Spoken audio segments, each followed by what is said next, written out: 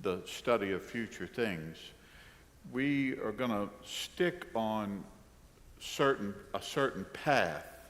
There's no, in any system that we've covered, when we talked about God, theology proper, or when we talked about Christ, Christology, there was no way that we could cover everything. There's no way. There are whole books written on each one of those topics. And that would be true of tonight when we talk about death, heaven, and hell. There's no way we can cover everything, but I have been led on one path, and I'll talk about that in a moment. But we are going to talk about eschatology. What happens when we die? Is there really a heaven, and is there really a hell?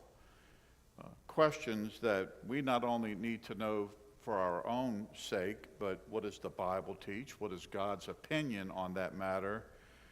But also, this generation needs to know the answer, and we need to have it. We need to be ready to give an account for the hope that's within. So in this series, Rooted, tonight's topic, death, heaven, and hell. I'd like to start off tonight by talking about the doctrine of death, heaven, and hell according to the systematic theology of Hollywood. Because I have found in Western culture that most of what we believe is reduced to what did Hollywood say about it, or what was on a greeting card. How many wise men were there? We don't know, but according to the greeting card, Hallmark says there were 3 wise guys. Right. All right. Hollywood, the different movies that have come out about heaven and hell, what's one that comes to your mind? The afterlife.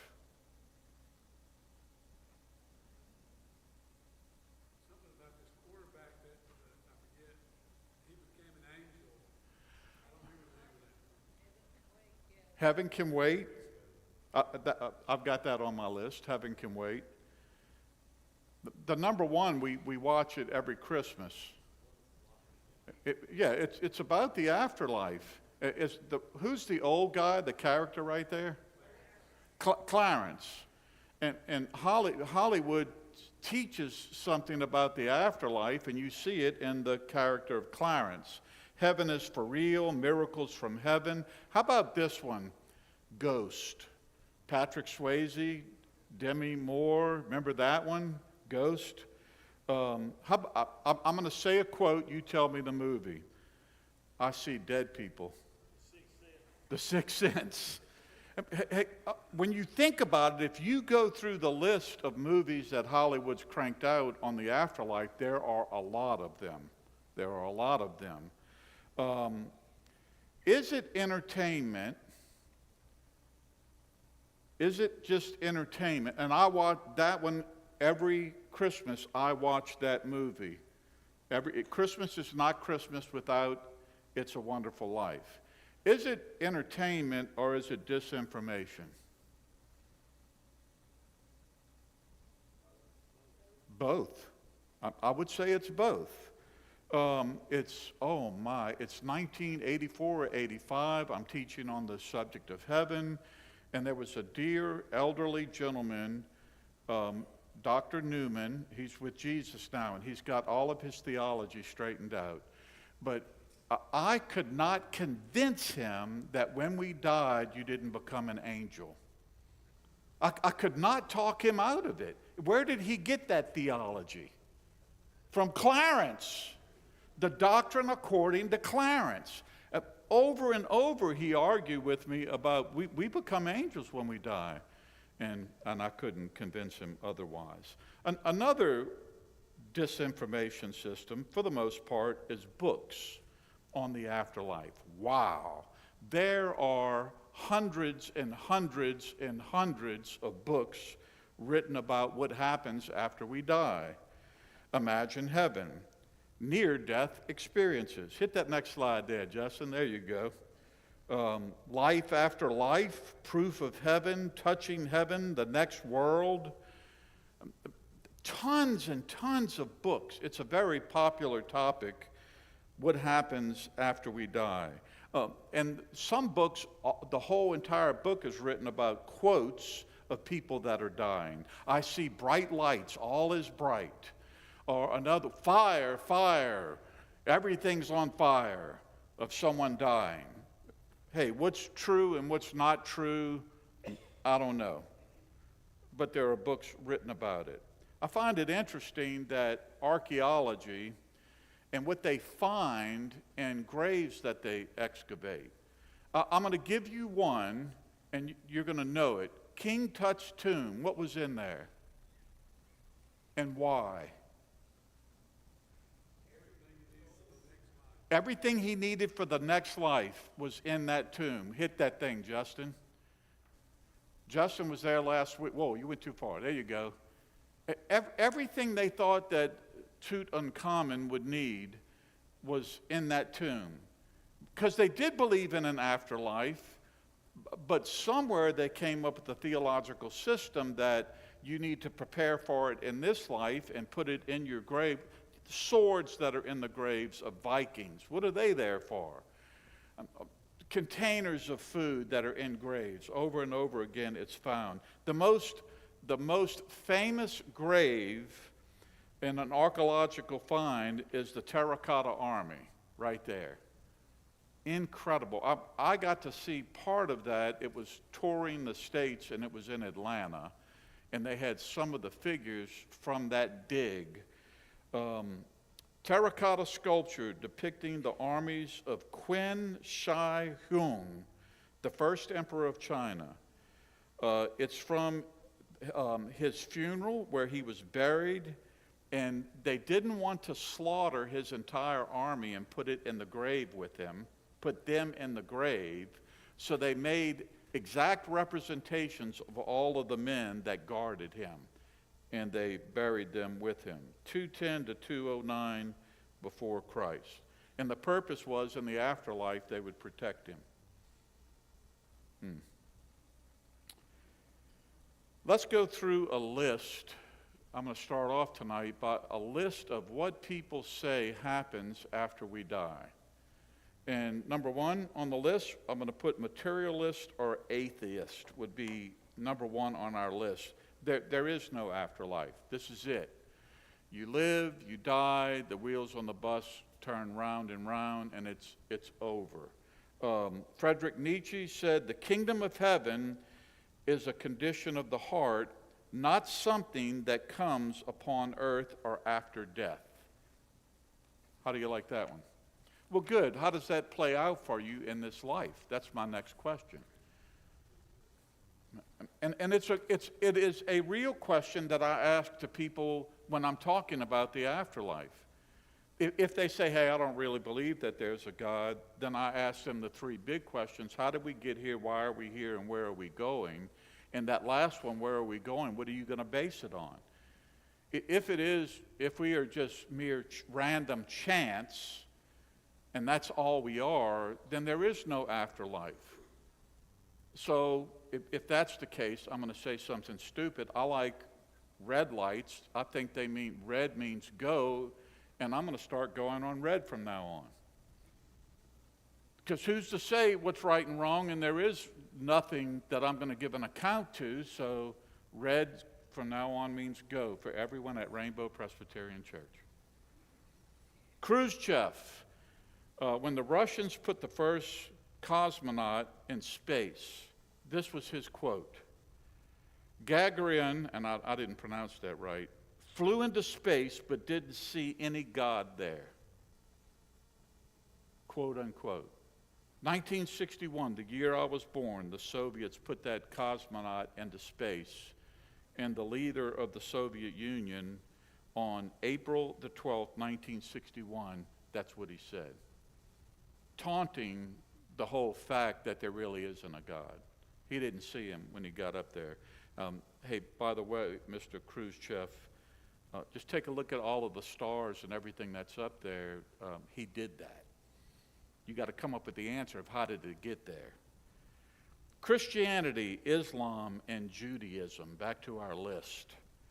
They all have something in common, all three of those. We're going to show that Christianity is indeed quite different. There is an immaterial part of humans, the soul, the very essence of individual person that must answer for its earthly deeds, good or bad. All three, Christianity, Islam, and Judaism, believe that. All three of them believe that. There is an immaterial part of humans, the soul, the very essence of the individual person that must answer for its earthly deeds, good or bad. That's an open door with the other religions, by the way, that we can walk through. Based upon what is your answer? Where do you get your truth from? And how much is going to be enough to know that I get on the good side of things? How much is enough? Those are some of the questions that we can ask. Hinduism, they get better as we go along. Spiritual essence as the divine part of the living being. The Atman, which is eternal and seeks to be united with the universal soul of the Brahman. I'm like, what language was that in? I didn't even catch that. And I got it directly from them on what they believe in the afterlife. Just Google it. I'm going to read it again because it's like in Cajun to me. No, that can't be Cajun. I'd understand it. An individual is spiritual essence as the divine part of a living being, the Atman, which is eternal and seeks to be united with the universal soul of the Brahman. Buddhism. An individual is but transcendent, a combination of the five aggregates or skandhas, does not perceive an eternal metaphysical aspect of the human personality. If I was a Hindu or a Buddhist, I'm sorry, I would have called it quits just on the words there. But I guess if you grew up in that culture, it would make some kind of sense. Roman Catholics. Notice I didn't put them with Christians, Islam, and Judaism because they believe something quite different about after death. And what is it? Purgatory. I grew up in South Louisiana, and probably 90% of the people that I grew up with belonged to the Roman Catholic Church, and in one way or another believed in purgatory, that second chance where you could do pretty much what you wanted to do, but you had to pay for it when you left, and then God would let you into heaven. When I looked back at the doctrine of purgatory, and I realized that it wasn't introduced into the Catholic Church until the 16th century. And that was one of the things that Luther had a problem with, was purgatory. Sort of a second chance thing. And that when, what was his name that was selling indulgences? Tetzel. When Tetzel was running around at the time of Luther, and if you paid enough money to the Catholic Church because they wanted to build a new basilica in Rome, if you gave enough money, you could pop your loved one out of purgatory a little bit early. And so he went from town to town selling indulgences, and that was one of the things that got Luther upset, was that you could buy your way out of heaven if you gave enough money to the Pope to build his new cathedral in Rome. Springs, very good. That's what he would sing, his jingle, as he went from town to town. All right, here we go. Another one, soul sleep, and I'm going to talk about this one in a little bit more later. My ex-father-in-law, who has since passed away, was a Jehovah's Witness. And I had conversations with him, and he had chapters and verses too, where the scriptures talk about when someone dies, what did Jesus say about Lazarus? He's asleep. So he had verses that he would use that taught the theory of soul sleep, that when you die, your soul sleeps, and then it is awakened at the resurrection to go to the judgment, and then you get to be on the new heavens and the new earth. That's what the Jehovah's Witnesses teach. Another one is the theory of annihilation, that when we die, the good guys get to go to heaven, but the bad guys are annihilated. They're just burned up, and they exist no more. And they would say that because a loving God surely wouldn't send anyone to hell for all eternity to be in torment. Hey, how do you answer that, by the way? How would you answer, hey, I can't believe in heaven and hell. I can't believe in hell because a loving God wouldn't send someone to judgment for all eternity? What's the answer? Thank you. Who sends them? They choose themselves. Very good. Did you hear the answer to that? The final decree is made by the judge, but the choice was already made when you chose to sin and rebel against him. Everybody catch that? That's the answer to that question. How could a loving God send anyone to hell? The answer to the question is you make the choice to sin and rebel against him, and the penalty is you get to spend eternity away from his presence. That's the answer to that question. Thank you. Very true. He will in no wise let the guilty go unpunished. He can if he's a just God. And his justice and his love are both equal attributes in himself. They're both perfect. That's good. I like that. Reincarnation, that's another good one. Reincarnation it's a central tenet in the Indian religions. Hinduism, Buddhism, Jainism, Sikhism. But when I started looking this up and researching it, I found that not everyone in those religions believe in reincarnation. There are Buddhists who do not believe in reincarnation. Not all Buddhists believe in reincarnation. Not all Sikhs believe in reincarnation. So I want to say that ahead of time, but there are many of them who do, that the reason that my wife doesn't dust is because it might be one of her ancestors that she's wiping and throwing away. Don't step on a bug, it could be your departed uncle.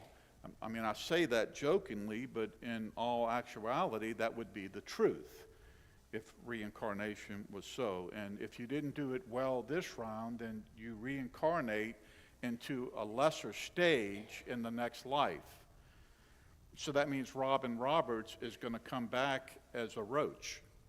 No, I'm kidding. But Bob Short, he's going to come back as in War Eagle. Am I right? Never, he said. He said never. All right, here's one that Native Americans believe, but there are other religions in the world that believe in this one too, and it's the spirit world. There are various forms that after we die that you take on in the spirit world. And Native Americans would be one of the predominant ones that we would be familiar with that believe in that. Ecclesiastes 3:11. This is what the Word of God says. He has made everything beautiful in its time. Also, he has put eternity into man's heart, yet so that he cannot find out what God has done from the beginning to the end. Everyone, we have an advantage. Listen to me very carefully. All of these religions prove what that verse says. That everyone is thinking about what happens next. What is going to happen after I die? And I believe this because of Romans 1. There is no such thing as a true atheist. If God has placed eternity in every man's heart, and he knows there is a conscience of right and wrong, there is a moral standard in his heart according to Romans 1, then I don't think there are any really true atheists. Atheists become very religious when they're in a foxhole. We've heard that quote before. Even the atheist does.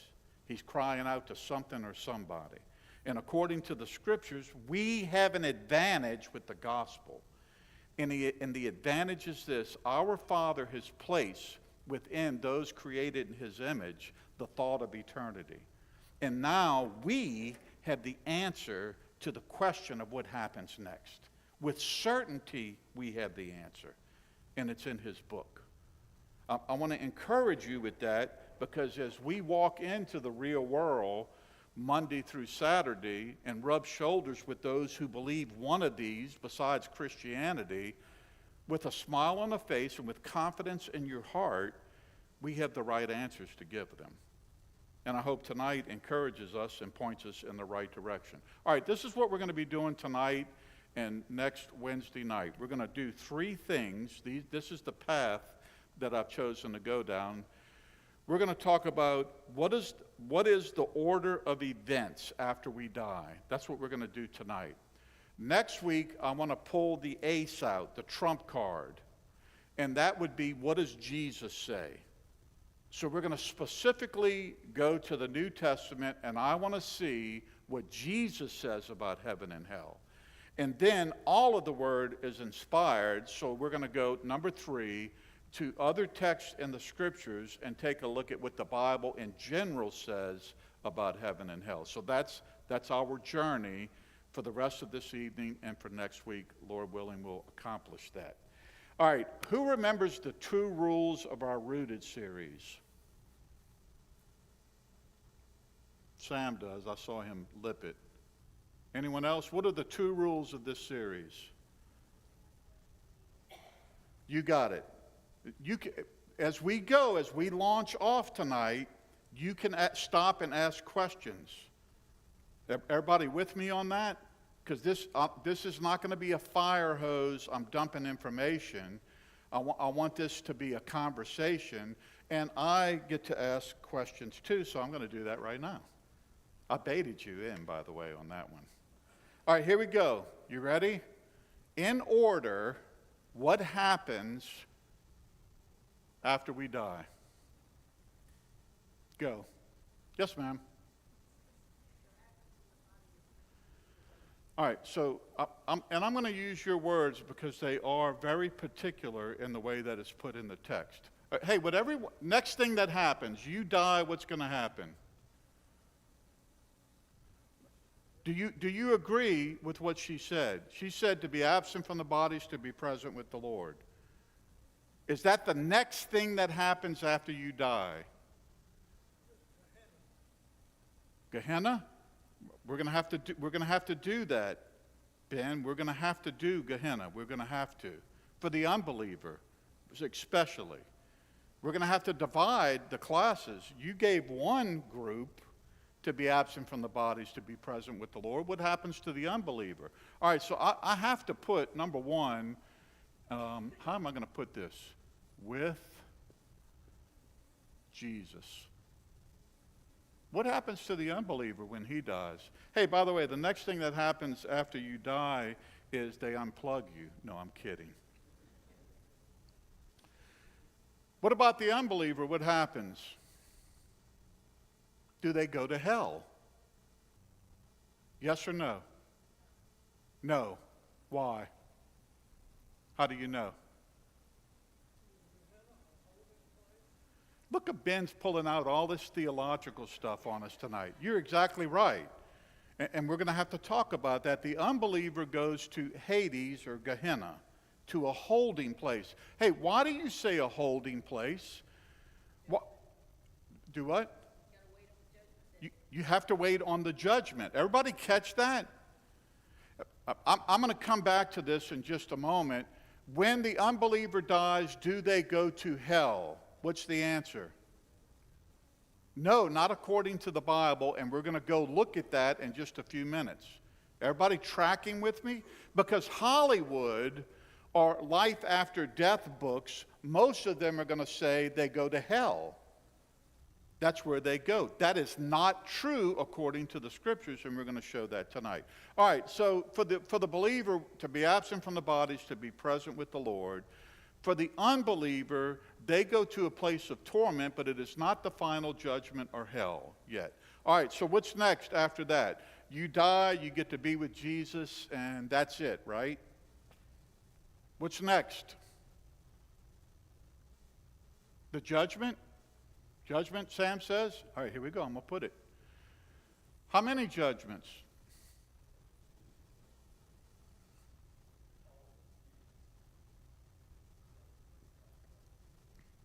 Okay, very good.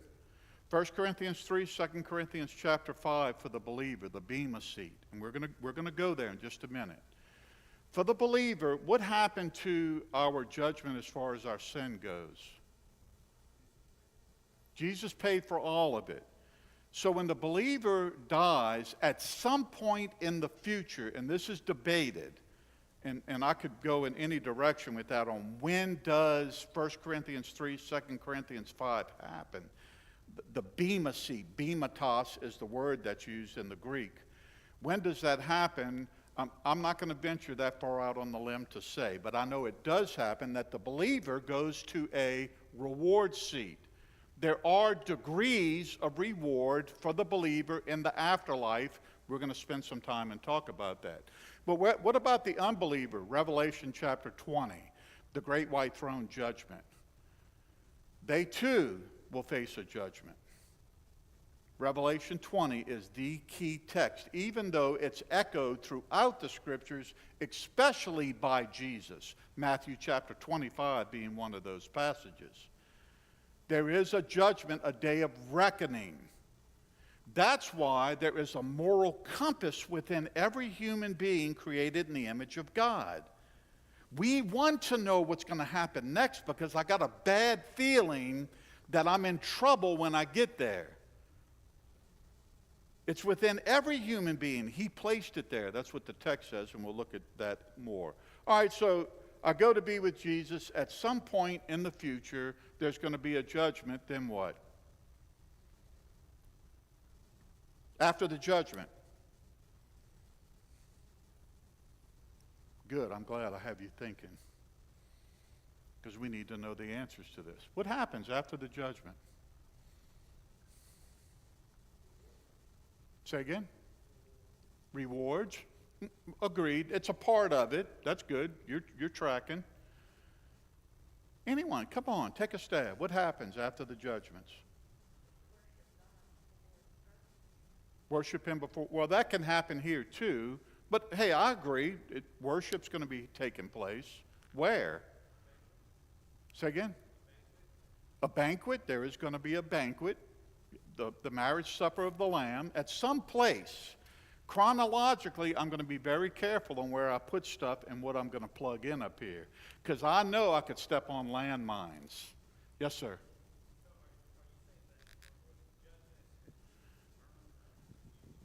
Oh, we missed that, didn't we? I think we went right over that. He's coming back at some point, isn't he? Oh, where would you put that, Scott? Before the judgment. We're going to find that we missed a lot of them, but that's okay. I want us to, right here, second advent, he's coming back again. All right, what happens then? He comes back, there are going to be judgments, and then what? Ma'am? New heavens and the new earth, exactly right. And then what? Eternity, the eternal state, the big E. I'm going to put that right here. Can I just put the big E and not spell all of it? Eternity. All right, we got some of them. We didn't get them all. And thank you, Scott. You picked up a big one along the way. All right, so let's walk through what happens next. Because the recent survey, according to the Pew Research Group, is that 10 out of 10 of us, unless Jesus comes back, we will... 10 out of 10 of us. All right, first of all, number one on the list, and I'm going to assume this has happened for everyone here, you were born. I look around and I look at some of you and I think that you might have been hatched. But for the most part, when I look at you, it looks like at one point that you were born. We were uniquely created in the image of God. Every one of us in this room.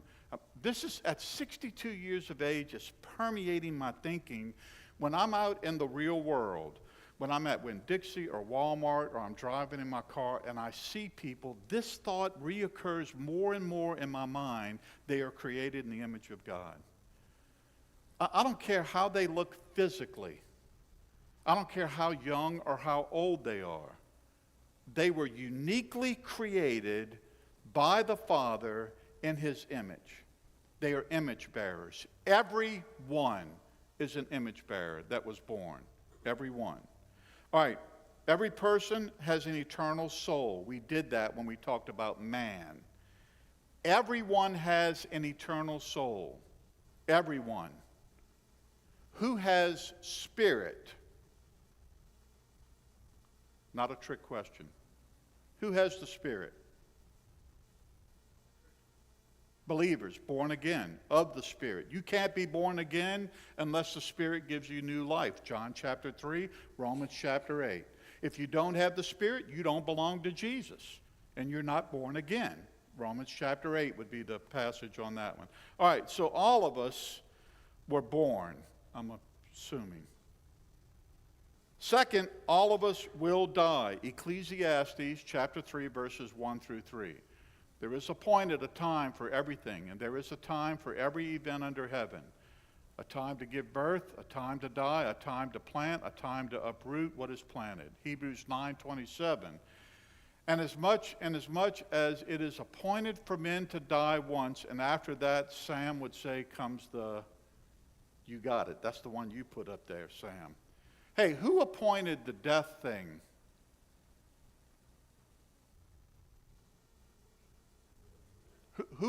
It says there's appointed time to die, and in Hebrews it says it is appointed for men to die. Who did it? Why? He's God. I like that answer. It's the fourth grade answer, Jesus. It works for everything. I like it, but it is true. Hey, why did he appoint death? Because of sin, but much, much more. Hey, all right, so your sin, Sheila, is taken care of. There is no condemnation for Sheila Herring. So why still death? Do what? And the only way to get there now is how? We got to cross the bridge of death. Man, and the world is broken. That's why it all gets burned up and we get a new heavens and a new earth. Because this one is corrupted. Even the creation longs for its redemption, which it will receive, according to the Scriptures. This is broken. The older I'm getting and the more I see and experience the brokenness, the more I want out of here. The more I want out. And I want the perfect. The more we see our loved ones die around us, the more we realize, hey, I want to go to the next place. I'm ready. And I hope you can say that along with me. All right, 10 out of 10 of us will die. It's coming unless Jesus Christ comes back first. Scott, you got that one. We'll get that up on the chart here in just a moment. We will die unless his return is before that. Psalm 90, verse 10. The years of our life are 70, or even by reason of strength 80, yet their span is but toil and trouble. They are soon gone and we fly away. Psalm 90, verse 10. 70, 80, maybe we scoot past that somewhat. Not many of us will. Not many of us will. So hey, for me, I mean, it could be tomorrow, right? It could be tomorrow. But I know if it's 70 and by strength 80, I'm getting close to the finish line. I got 8 more years to invest to live this life. Maybe 18, maybe 18, maybe. Woody Allen had a really good quote about death. Woody said, "I'm not afraid of death. I just don't want to be there when it happens." Hey, I don't look forward. Let's say it is something that's lingering, and I've seen many brothers and sisters experience that. Been there. Seen it. You have too. It may be painful in the end, but now I realize even that has purpose if it lingers. And I don't know all the purposes. I know he gives the grace when I get there to make it through that, and I will make it through it. Maybe the lingering is to prepare the family that they're ready to let go. I don't want to see my loved one like this anymore. And they do this with their hands and they open up. And maybe that's the way he does it. I think that could be one of the reasons. I think there are many beyond my comprehension in any individual situation on the suffering before death. I don't look forward to it, but yet I do now. Bring it on. Let's talk about soul sleep just for a moment. I want to address that one just because there are some who say that after we die, the soul sleeps, and then at the resurrection, the soul gets wakened back up. And we do have passages that say, no, that is not the truth. Even the Master described death as sleep, and case in point would be with Lazarus, that he sleeps. But then he comes back after a couple days when he has to enlighten the apostles on what really happened, and he says, hey, I'm telling you, he's dead. Because they thought if he's sleeping, then there's no big rush, and then when they hear that he's dead, then they're all traumatized, and they don't know what's fixing to happen. I'm in Matthew chapter 22, and I'm going to read a rather long portion, but the subject is on soul sleep. And I think this passage addresses it. It's on the Tuesday before the crucifixion. We're in the temple. Different groups have come up to challenge Jesus all day long. And the Sadducees come up who did not believe in the resurrection.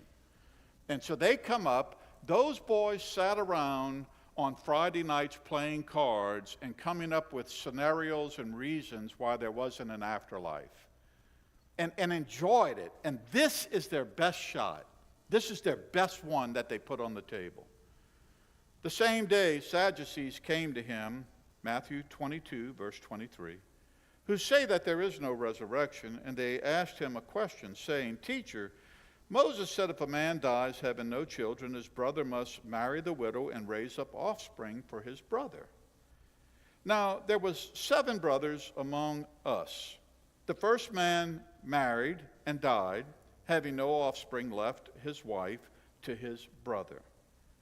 So too the second and third, down to the 7th, after them all the woman died.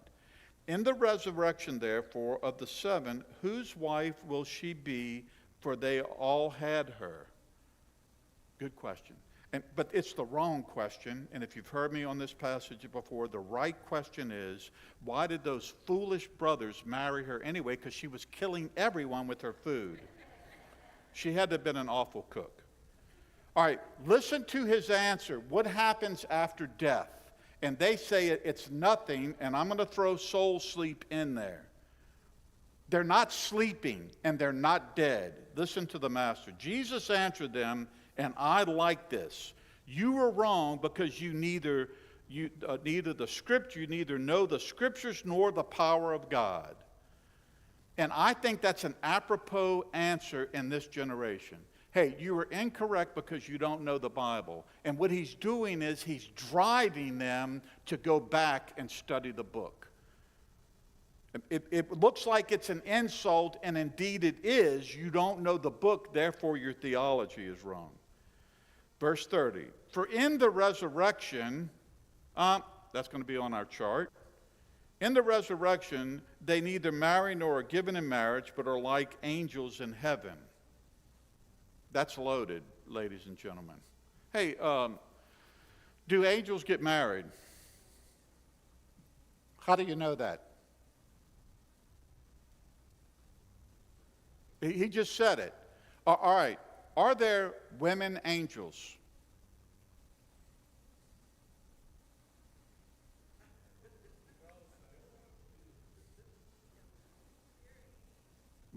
Listen to the passage. Are there women angels? How do you know?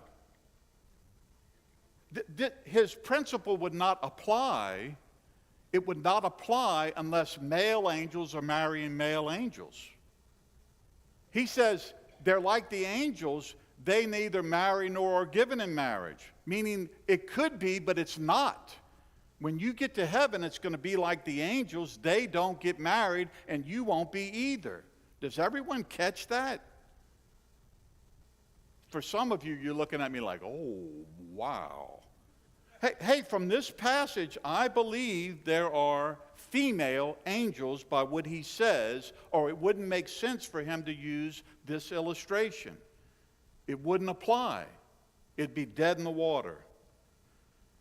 Jesus said to them, verse 29, "You are wrong because you neither know the Scriptures nor the power of God. In the resurrection they neither marry nor are given in marriage, but are like angels in heaven. And as for the resurrection of the dead, have you not read what was said to you by God?" Checkmate, verse 32. "I am the God of Abraham and the God of Isaac and the God of Jacob." He is not the God of the dead, and I'm going to say are the sleeping. Either one, and I can prove the sleeping one next. He is the God of the living, and they are awake. I'm adding that. And when the crowd heard it, they were astonished at his teaching. And there are many people today, when I walk through this passage, that you're astonished at some of the things that I'm saying because we haven't taken time to look at what the book says about the afterlife. And that's why we're having the Rooted series. I'm not guilting you. I am equipping you, hopefully, and encouraging you. All right, Mount of Transfiguration. I am quite surprised that no one's hasn't asked any questions yet, but I'm going to keep going and avoid those. I'm in Matthew 17, 1 through 3. The question is, when we die, do we have soul sleep? And after 6 days, Matthew 17, verse 1, Jesus took with him Peter and James and John, his brother, and led them up a high mountain by themselves. And Robin's been there at the place. And he was transfigured before them, and as his face shone like the sun and his clothes became white as light, and behold, there appeared to them Moses and Elijah talking to him. All right, if you believe in soul sleep, then Moses and Elijah are talking in their sleep.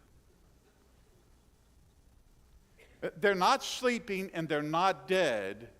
They are doing quite well. And they are not resurrected yet, but in spirit they are quite recognizable as who they are. That text is loaded what happens after. They're not asleep.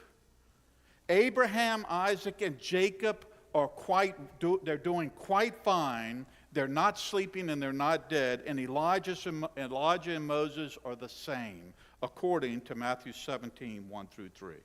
All right, I'm going to do one more text and we got to move. Saul was in big trouble. There was fixing to be a battle. His only contact with knowing the future was Samuel, and Samuel had died. Samuel the prophet. And so Saul had outlawed mediums in the land. If you talked to the dead, there was a death penalty on the whole land. Samuel. Well, no, I think Saul did it, or it was under his kingdom, but I'd have to go back and look. All right, so after Samuel dies, Saul knows that there's this woman who can talk to dead people. She's like that kid in The Sixth Sense. And the woman said to Saul, 1 Samuel 28, verse 13, "I see a God coming up out of the earth." I don't think she's a believer. And we'll go here next week. He said to her, "What is his appearance?" And she said, "An old man is coming up, and he is wrapped in a robe." And Saul knew that it was Samuel, and he bowed with his face to the ground and paid homage. Then Samuel said to Saul, "Why did you wake me up? I was sleeping quite fine until I got the phone call." No. Samuel says, "Why did you disturb me and bring me back here?" He was doing fine in the afterlife, but now he's back. Saul answered, I'm in great distress. The Philistines are warring against me. God's turned away from me and answers me no more, either by prophets or by dreams. Therefore, I've summoned you to tell me what I should do. And he got some bad news because Samuel said, "You're a dead man and all your sons are, and you're going to lose the battle." From a living soul by the name of Samuel. Not sleeping, not dead, but quite alive, according to that passage. All right, that's soul sleep. But it also gives us a little insight onto what happens next. it does tell us about what happens to us if to be absent from the bodies to be present with Jesus, and there's no resurrection yet, and I'm in spirit. It lets us see into what that is like. I will recognize you in the afterlife before the resurrection. How he pulls that off, I don't know, but I know it to be so. I know it's true because of these passages. All right, I'm gonna do one other one. Who is in hell right now? No one? All right, so we got hell, we got a holding place, we got to talk about that thing. What is that? Is anyone in hell right now?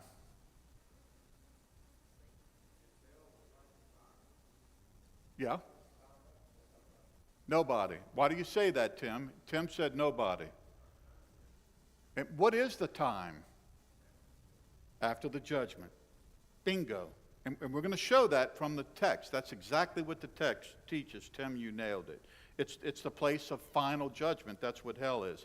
Hey, is Satan in hell right now with a pitchfork and a pointy tail poking people in the fire? Is that what he's doing?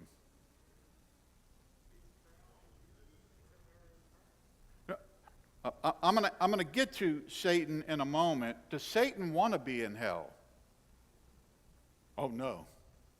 He does not want to be in hell. Can I tell a joke? I got 8 minutes. There was a man died, and he went to hell.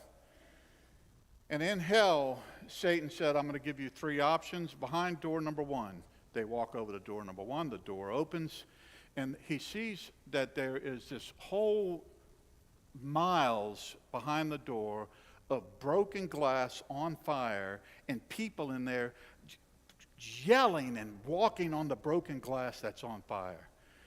And the guy's like, nah, pass on door number 1.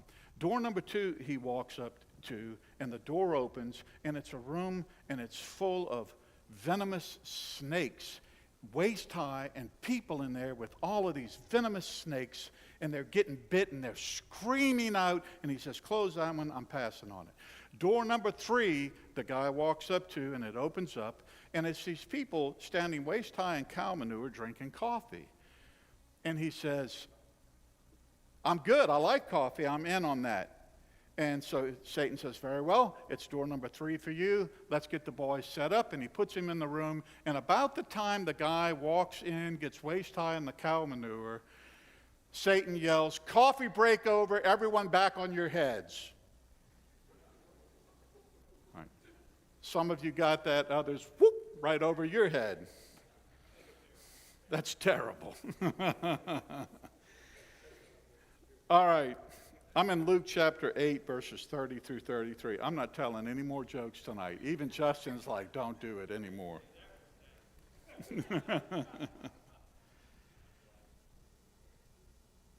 Luke 8, starting in verse 30. Jesus asked him, what is your name? And he said, Legion, because many demons had entered him. By the way, this is the passage we're going to be in on November the 5th. They were begging him not to command them to go away into the abyss. These are demons. They do not want to go into the abyss or judgment. They don't want to be there. Satan does not want to be in hell, the place of judgment. He does not.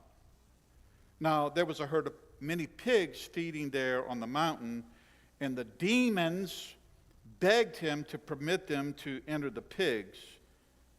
They begged him. Who's got the authority? Why would they want to go into the pigs? He knows exactly what they will do once they enter the pigs. There's a lot here. We'll get to that when we do demons and angels. The demons came out of the man, entered the pigs. The herd rushed down the steep bank into the lake and was drowned.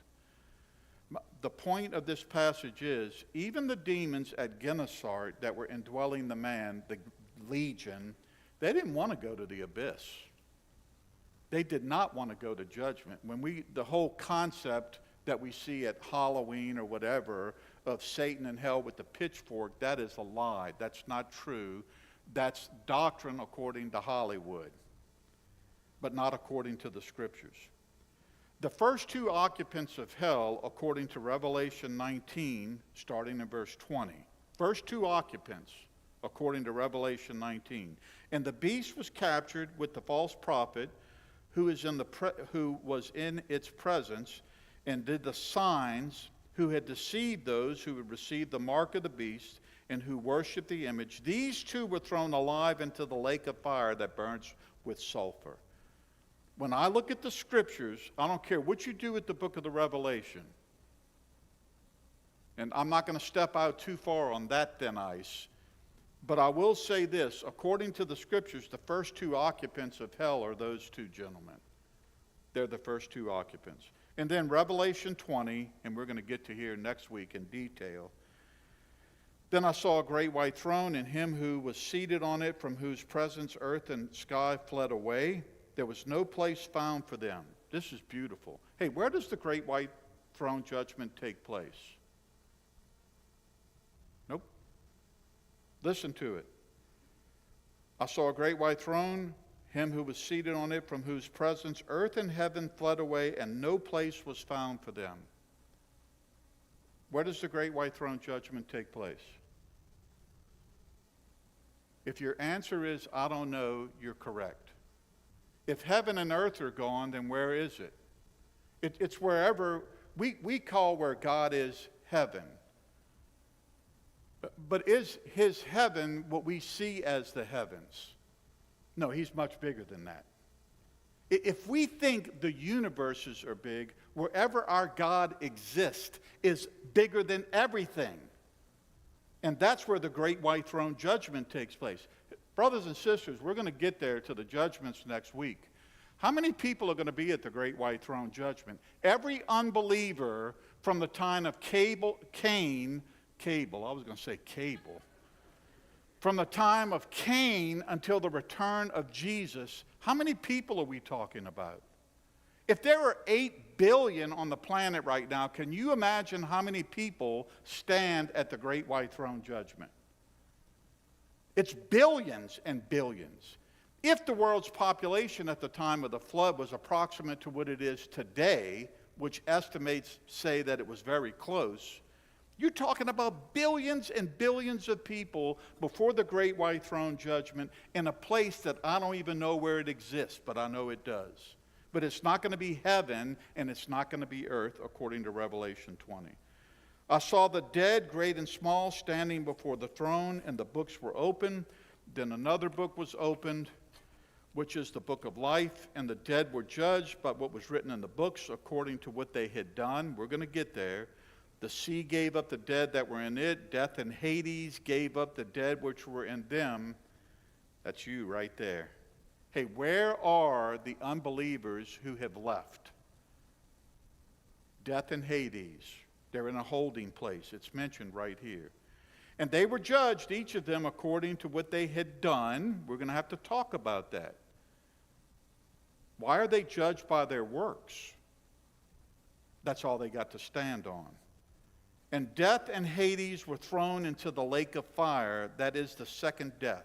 Those who died and are in Hades, the temporary holding place, after the judgment are thrown into the lake of fire. After the judgment, they're thrown into the lake of fire. And if anyone's name is not found written in the book of life, he was thrown in the lake of fire. There's a double check on that day.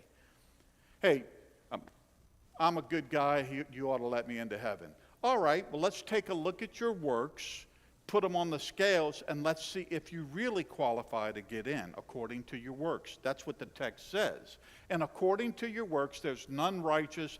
Bump, you don't get in. But let's do a second check. I'm going to see if your name is written in the book of life. Nope, your name's not there either. Game over. That's what Revelation 20 teaches. All right, I'm going to do one last question. We're out of time. Where is Satan right now? I know some of your wives say he's sitting right next to me. Where is Satan right now? He's not omnipresent. He is not everywhere. I want to do that. He's roaming. He is not omnipresent. We give him way too much credit.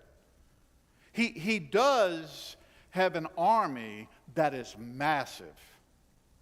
1/3 of the angels of heaven left with him. Now, how many angels are in heaven? I don't have a number, but I know it's large. So he has deployed his forces all over the planet, but he is not omnipresent.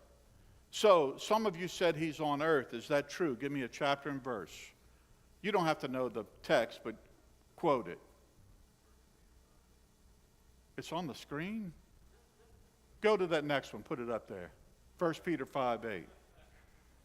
He's like a roaring lion seeking whom he may devour. He is here on the planet, and he is looking to steal, kill, and destroy. That's his objectives. Anything that will thwart the Father's plan and purposes on earth and in your life, he's after it to destroy it. So he's here, but where else is he? Job. Where? Heaven. He's in heaven? Whoa. Satan's in heaven? Is that true, John Lancaster? John's like, I'm not stepping out on that thin ice.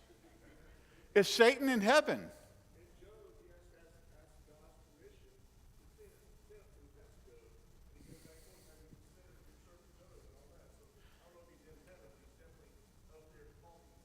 In the presence of God. I'm going to read the passage. I'm in Job 1, 6, and 7, and we're going to close here.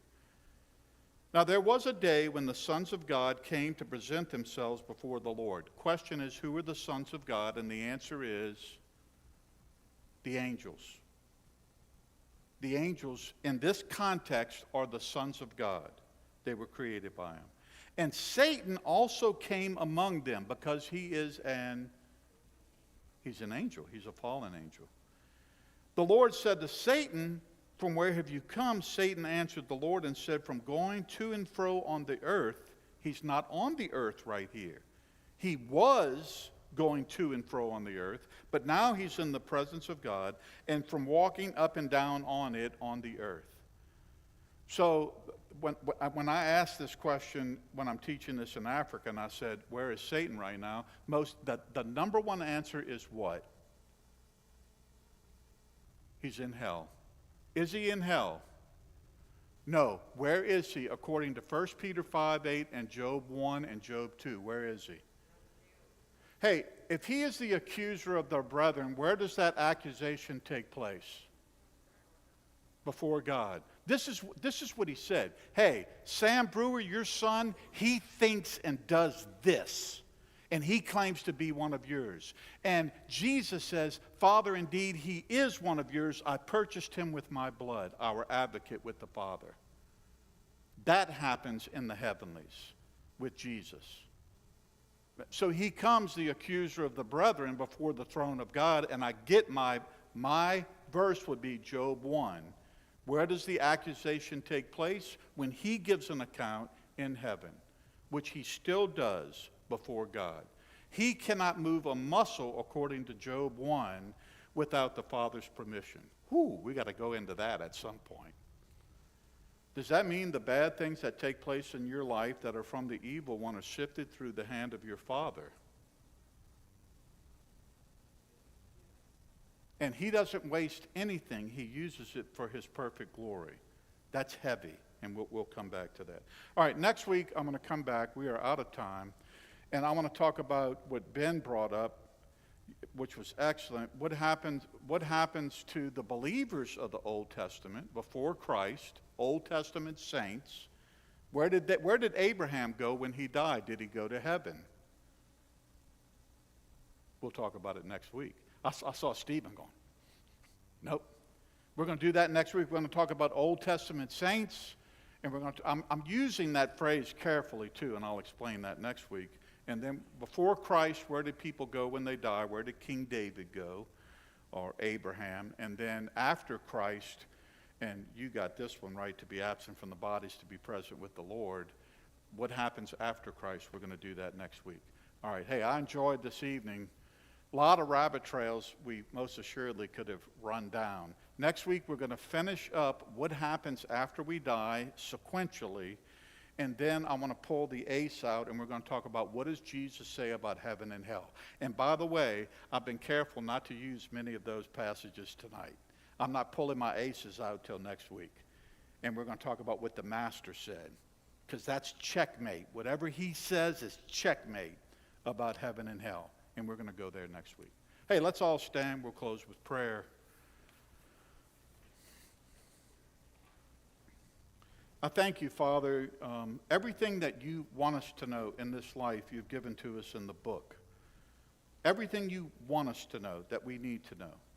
And the things that are the main things, you have made the plain things that we can understand in this life about this life and the life to come. I would ask you to continue to teach us in the weeks to come that we might understand what you say happens after we die. And that with a motivation to live in godliness and a motivation to reach others, because heaven and hell are real. I want all of my children and grandchildren to be with me in heaven. Father, help me to walk in righteousness and to be a bright light all the days of my life, that they may see you in me. And all God's children said,